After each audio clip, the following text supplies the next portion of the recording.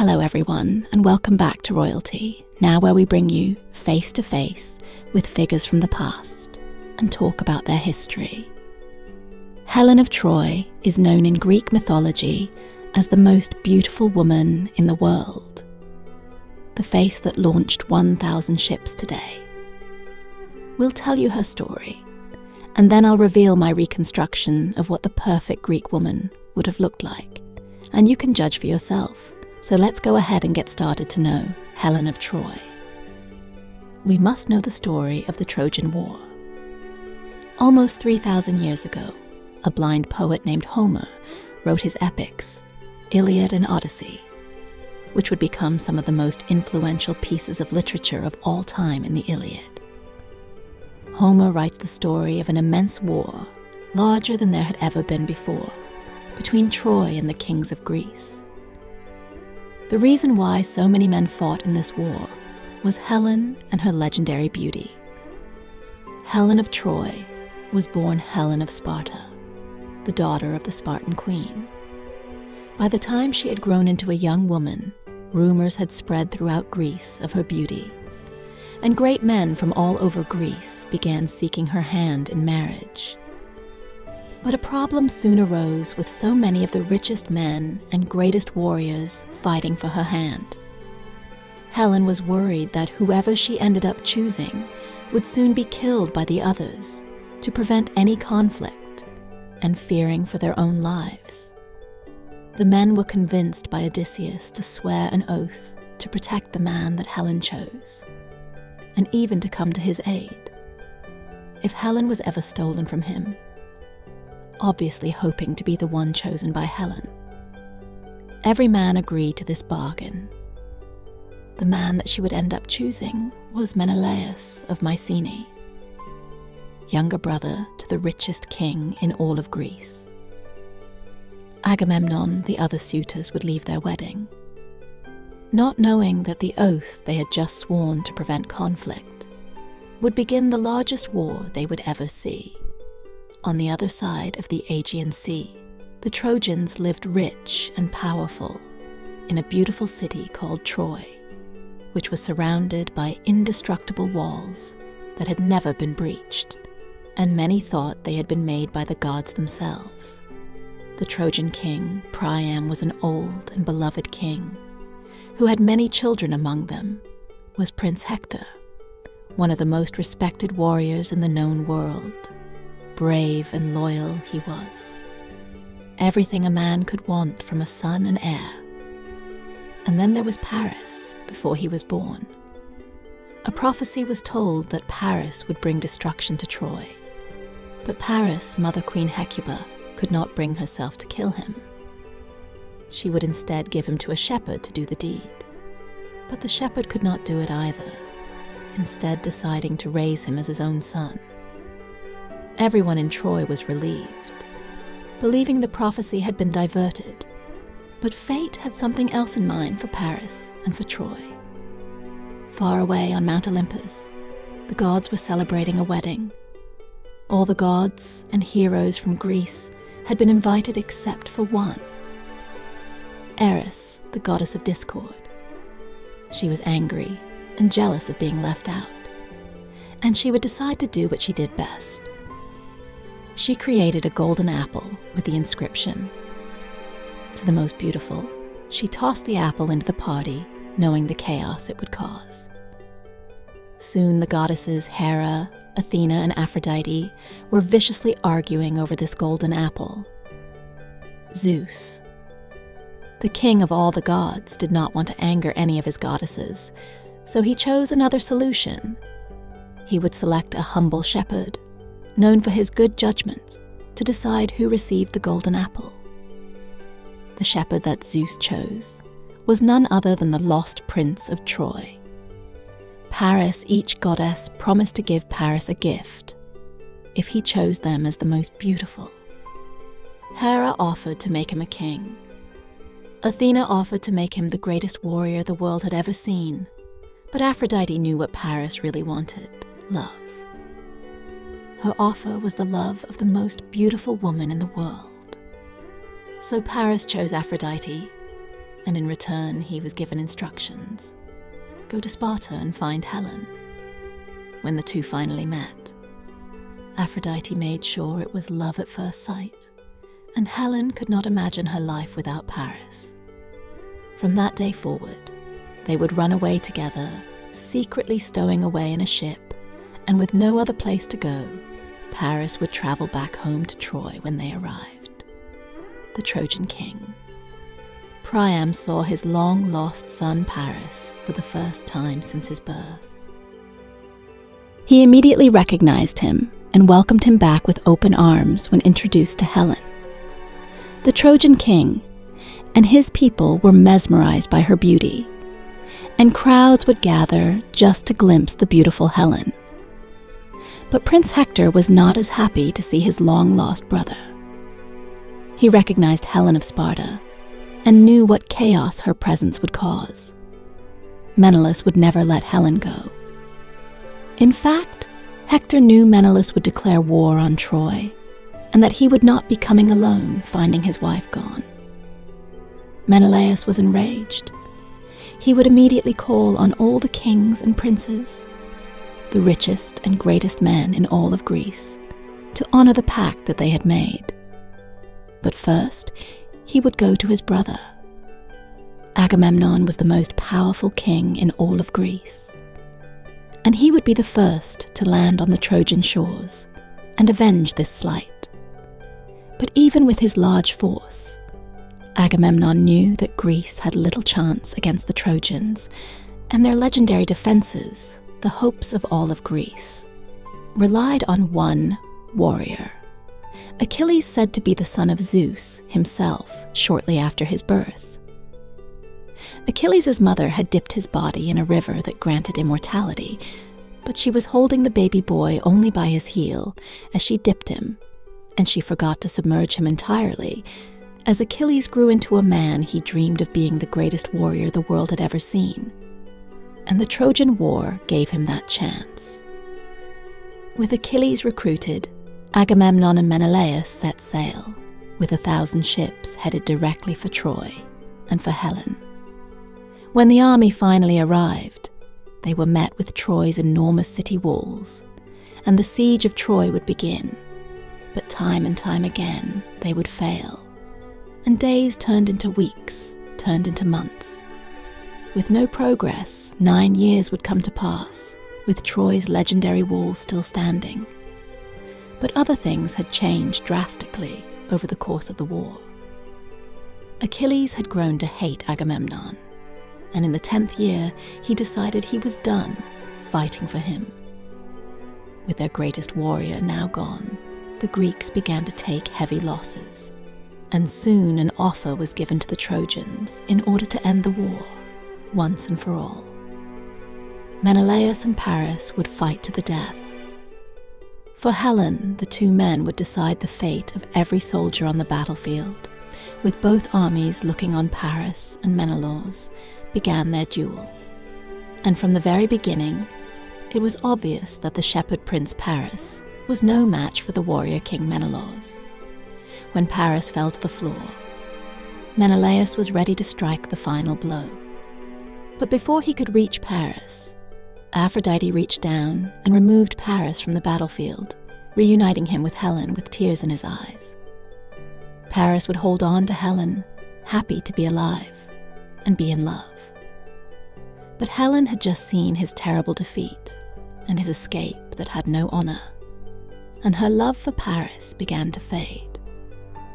Prince Hector, too, had watched his brother and cringed with embarrassment at his brother's defeat, knowing that countless more Trojan men would die because of the war. Hector took things into his own hands. He said goodbye to his family, his wife and baby, and led his men outside of the walls. They would attempt one final push to drive Agamemnon and his forces out of Troy for good. Hector and his army began to push into Agamemnon's forces with no fear of death. The daring attack caught Agamemnon by surprise, and soon the Trojan forces were ripping through the Greeks, pushing them all the way back into the sea. But just as the defeat of the Greek forces looked imminent, Achilles' iconic armor is seen on the battlefield. Just the sight of his armor is enough for the Greeks to begin fighting back against the brink of defeat.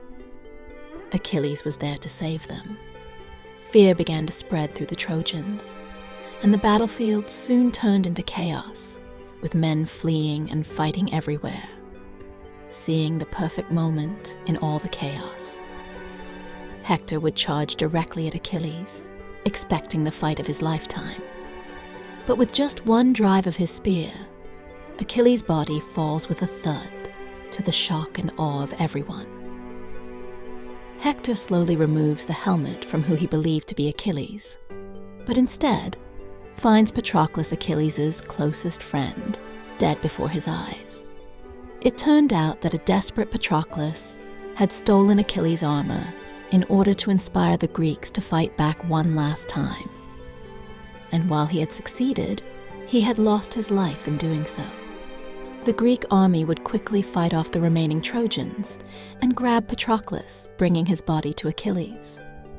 When Achilles saw Patroclus dead, he felt nothing but monumental anguish, and he even contemplated taking his own life. But soon his grief would turn into rage, and he could think of nothing else but revenge against the man that had killed Patroclus. Achilles quickly scanned and found Hector on the battlefield, began to chase him down, until Hector finally turned to face him, with rage fueling his movements. Achilles would quickly get Hector off balance, and Hector fell to the ground, knowing his life was over. Hector asked of Achilles just one thing: that Achilles treat his body with respect, so that his wife could properly mourn his death, with that Achilles pierced Hector with his spear and ended his life. Unfortunately for Hector, Achilles wasn't satisfied with this revenge. He would tie Hector's body to his chariot and drag the corpse through the battlefield, knowing that Helen, Paris, his father, King Priam, and his wife were all watching that night. King Priam would sneak into Achilles' camp, get down on his knees, and beg Achilles for his son's body, with his rage finally subsided, and moved by the king's genuine sorrow, he would give Hector back to the Trojans. The entire city mourned, and Helen was filled with bitter regret. Her love for Paris had completely died, and she had caused the Trojans immense heartache and loss. All hope was now lost for the Trojans, and Achilles' victory was all but assured. Achilles and his men began to climb the walls of Troy, but suddenly he would feel a horrible pain, the worst pain he had ever felt in the back of his heel. It was Paris who had shot at Achilles and hit him with a poison dart, in the only part of his body that his mother had not dipped into the river that made him invincible. His skin began to turn white, and his strength failed him. Achilles, the greatest warrior the world had ever seen, was dead. The Greeks fell into utter despair, knowing that victory without Achilles was impossible. The next morning, the Trojans awoke to all of the Greek camps taken down, and the ships sailing away from their shores in front of the gate. There was a large statue of a horse. Enormous cheers erupted through the city. They thought the war had finally been won, and the people opened the gates and brought in this horse, which they believed was a final peace offering from the Greeks.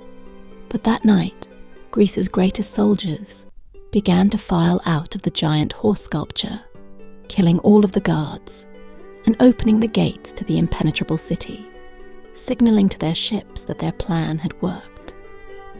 The Trojan citizens would wake up to their city burning, and thousands of soldiers running through its streets. After 10 years of war, the fall of Troy was here.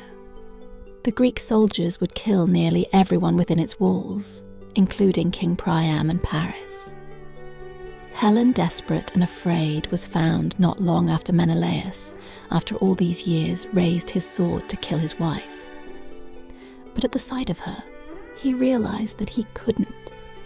Her stunning beauty had captivated him once again, and he still loved her. He would instead forgive Helen and take her back home to Sparta, where they would live a long life together, throughout time. People have argued whether Helen is the villain of this story, manipulative and disloyal, or one of its victims used for her beauty as a pawn for the gods. Either way, the story of the Trojan War, its tragedies and its triumphs, begin and end with Helen and the face that launched 1,000 ships. So how do we recreate this face that launched 1,000 ships? What a question this is.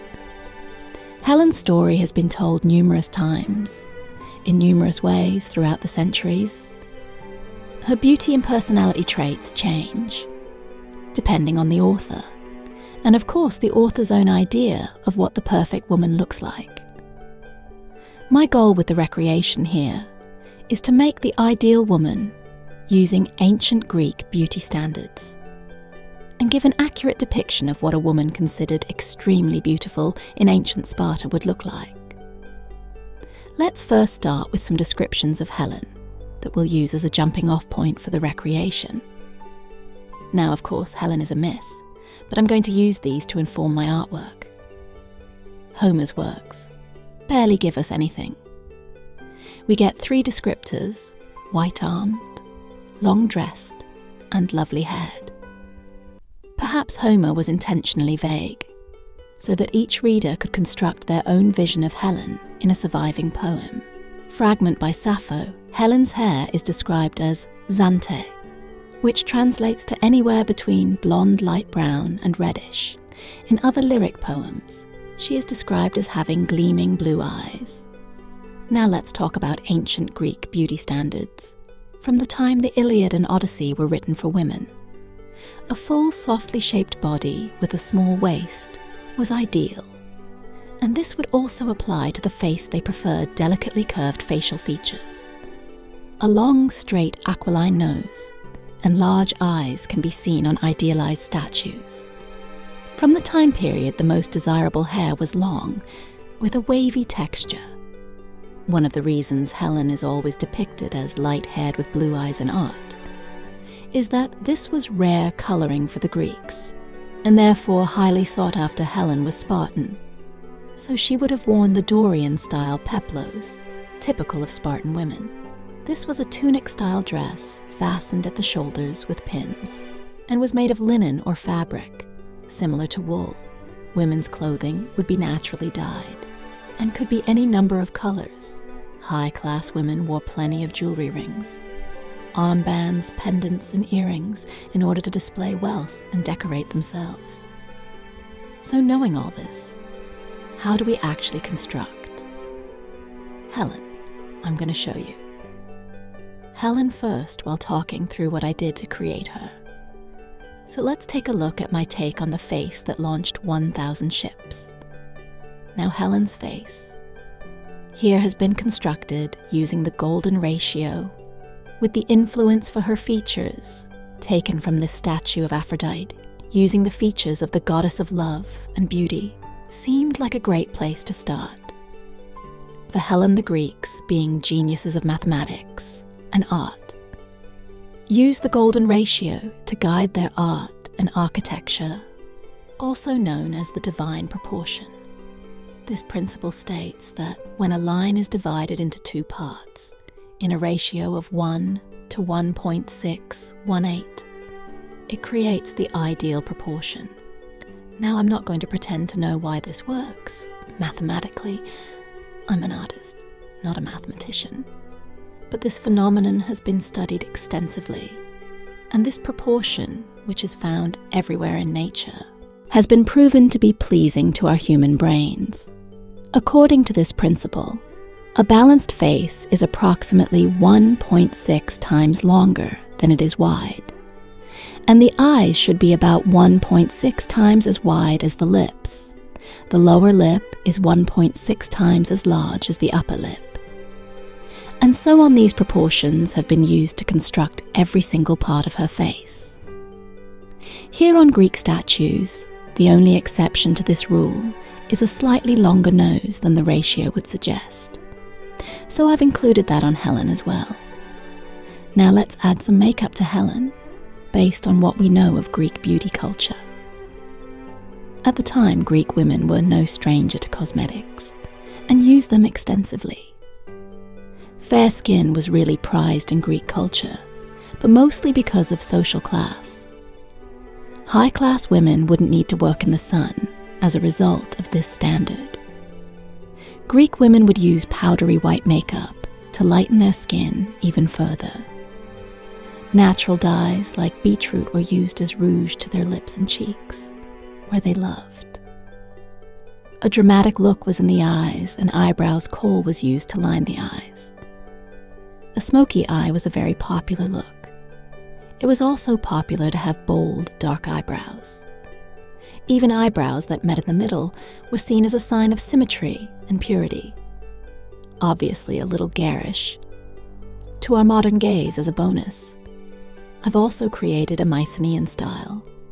Helen, the myth of Helen of Troy, may have originated even further back than Greek culture. It's thought that Homer may have been writing, based on existing mythology in his own time. If Helen was a real woman, she would have lived around 12 BCE, during the Mycenaean period. This plaster head of a woman dates back to that time. Now we don't know much about it. Historians believe it could be the head of a goddess. But it's interesting enough that Helen has been depicted in this style in modern recreations.